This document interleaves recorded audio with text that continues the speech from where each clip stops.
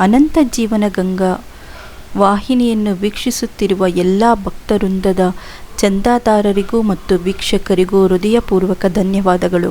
ಇಂದಿನ ಸಂಚಿಕೆಯಲ್ಲಿ ಶ್ರೀರಾಮನು ಸುಗ್ರೀವನಿಗೆ ಹೇಳಿದ ಕತೆ. ರಾಮಾಯಣದ ಯುದ್ಧಕಾಂಡದಲ್ಲಿ ವಿಭೀಷಣನು ಶ್ರೀರಾಮನ ಹತ್ತಿರ ಶರಣಾಗತನಾಗಿ ಬರುತ್ತಾನೆ. ಆಗ ಸುಗ್ರೀವನು ವಿಭೀಷಣನನ್ನು ಸೇರಿಸಿಕೊಳ್ಳಬಾರದೆಂದು ಶ್ರೀರಾಮನಿಗೆ ಹೇಳುತ್ತಾನೆ. ಆದರೆ ಶ್ರೀರಾಮನು ವಿಭೀಷಣನನ್ನು ಸ್ವೀಕರಿಸಬಹುದೆಂದು ಹೇಳಿ ಅದಕ್ಕೆ ಹಲವಾರು ಕಾರಣಗಳನ್ನು ಹೇಳುತ್ತಾ ಒಂದು ಕಥೆಯನ್ನು ಹೇಳುತ್ತಾನೆ. ಒಂದು ದೊಡ್ಡ ಕಾಡಿತ್ತು. ಒಂದು ದಿನ ಬೇಡನೊಬ್ಬ ಅಕ್ಕಿಯನ್ನು ಹಿಡಿಯಲು ಬಲೆಯನ್ನು ಹಿಡಿದುಕೊಂಡು ಆ ಕಾಡಿನಲ್ಲಿ ನಡೆದು ಹೋಗುತ್ತಿದ್ದ. ಅವನನ್ನು ಒಂದು ಹುಲಿಯು ನೋಡಿಬಿಟ್ಟಿತು. ಅದು ಅವನನ್ನು ಕೊಂದು ತಿನ್ನುವ ಉದ್ದೇಶದಿಂದ ಅವನನ್ನು ಅಟ್ಟಿಸಿಕೊಂಡು ಬರತೊಡಗಿತು. ಇದನ್ನು ಕಂಡು ಬೇಡನು ತನ್ನ ಪ್ರಾಣವನ್ನು ಕಾಪಾಡಿಕೊಳ್ಳಲು ಓಡತೊಡಗಿದ. ಹುಲಿಯನ್ನು ಎದುರಿಸಲು ಅವನ ಕೈಯಲ್ಲಿ ಯಾವುದೇ ಆಯುಧಗಳಿರಲಿಲ್ಲ. ಓಡುತ್ತಾ ಅವನು ಒಂದು ಮರದಡಿಯಲ್ಲಿ ಒಂದು ಕೋತಿಯನ್ನು ಕಂಡ. ಅವನು ಕೋತಿಯ ಹತ್ತಿರ ಹೋಗಿ, ನನ್ನನ್ನು ಒಂದು ಹುಲಿ ಹಟ್ಟಿಸಿಕೊಂಡು ಬರುತ್ತಿದೆ, ನನ್ನನ್ನು ಆ ಹುಲಿಯಿಂದ ಕಾಪಾಡು ಎಂದು ಬೇಡಿದ. ಆ ಕೋತಿಯು ಬೇಡನಿಗೆ ಮರವನ್ನು ಹತ್ತಿ ಕುಳಿತುಕೊಳ್ಳುವಂತೆ ಹೇಳಿ ಅವನು ಬೇಗ ಮರ ಹತ್ತುವುದಕ್ಕೂ ಸಹಾಯ ಮಾಡಿತು. ಕೂಡಲೇ ತಾನು ಕೂಡ ಮರ ಹತ್ತಿ ಕುಳಿತುಕೊಂಡಿತು. ಅಷ್ಟರಲ್ಲಿ ಆ ಹುಲಿಯು ಆ ಮರದ ಕೆಳಗಡೆ ಬಂದು ಸೇರಿತು. ಬೇಡನು ಭಯದಿಂದ ನಡುಗುತ್ತಾ ಮರದ ಮೇಲೆ ಕುಳಿತಿದ್ದನು. ಮರದಡಿಯಲ್ಲಿ ಹುಲಿಯೂ ಕೂಡ ಕದಲದೆ ಅಲ್ಲೇ ನಿಂತಿತ್ತು. ಸಂಜೆ ಕಳೆದು ರಾತ್ರಿಯಾಯಿತು. ಕೋತಿಗೆ ಈಗ ನಿದ್ರೆ ಹತ್ತಿತ್ತು. ಅದು ಮರದ ಟೊಂಗೆಗಳಲ್ಲಿ ಅನುಕೂಲವಾದ ಜಾಗ ನೋಡಿ ಅಲ್ಲಿ ಕುಳಿತು ನಿದ್ರೆ ಮಾಡತೊಡಗಿತು. ಬೇಡನಿಗೆ ಭಯದಿಂದ ನಿದ್ರೆ ಹತ್ತಲಿಲ್ಲ.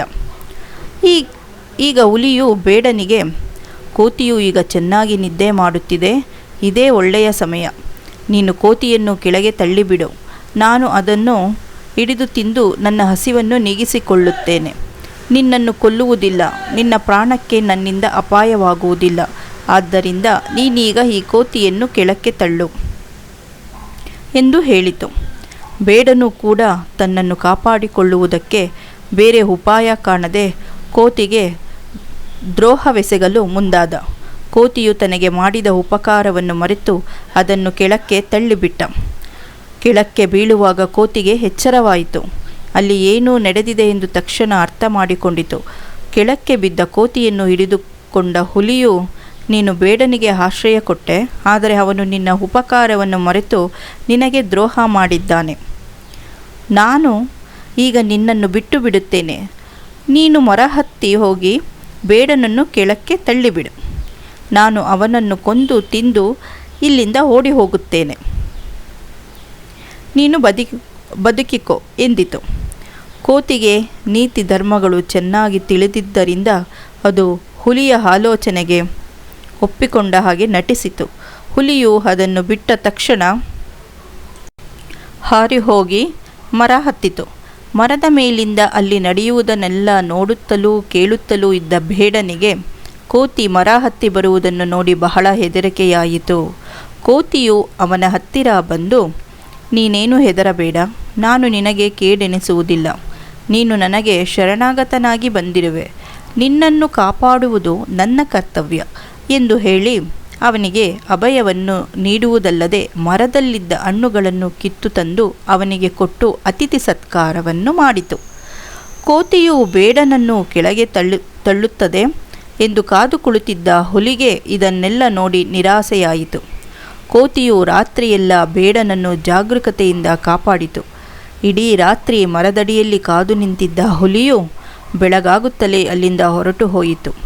ಹುಲಿ ಹೋಗಿರುವುದನ್ನು ದೃಢಪಡಿಸಿಕೊಂಡ ಕೋತಿಯು ಬೇಡನನ್ನು ಸುರಕ್ಷಿತವಾಗಿ ಅಲ್ಲಿಂದ ಕಳಿಸಿಕೊಟ್ಟಿತು.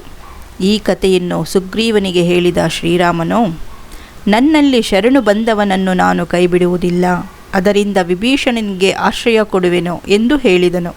ಈ ಕಥೆಯಲ್ಲಿ ಮನುಷ್ಯ ಪ್ರಾಣಿಯ ಮಟ್ಟಕ್ಕಿಳಿದು ವರ್ತಿಸುತ್ತಾನೆ. ಆದರೆ ಪ್ರಾಣಿಯು ಮಾನವನ ಮಟ್ಟಕ್ಕೇರಿ ವರ್ತಿಸುವುದಲ್ಲದೆ ಅದನ್ನೂ ಮೀರಿ ದೈವದ ನೆಲೆಯನ್ನು ಮುಟ್ಟಿದೆ. ಇತರರ ತಪ್ಪುಗಳನ್ನು ಕ್ಷಮಿಸಿ ಸಲಹುವುದೇ ಮಹಾತ್ಮರ ಲಕ್ಷಣ. ಅಪಕಾರ ಮಾಡಿದವನನ್ನು ದಂಡಿಸುವುದು ಹೇಗೆಂದರೆ ಅವನು ನಾಚಿಕೊಳ್ಳುವ ಹಾಗೆ ಅವನಿಗೆ ಉಪಕಾರ ಮಾಡಿಬಿಡುವುದು. ಹೀಗೆಯೇ ಶ್ರೀರಾಮನು ಸುಗ್ರೀವನಿಗೆ ಹೇಳಿದ ಈ ನೀತಿ ಕಥೆ ನಿಮಗೆ ಇಷ್ಟವಾದಲ್ಲಿ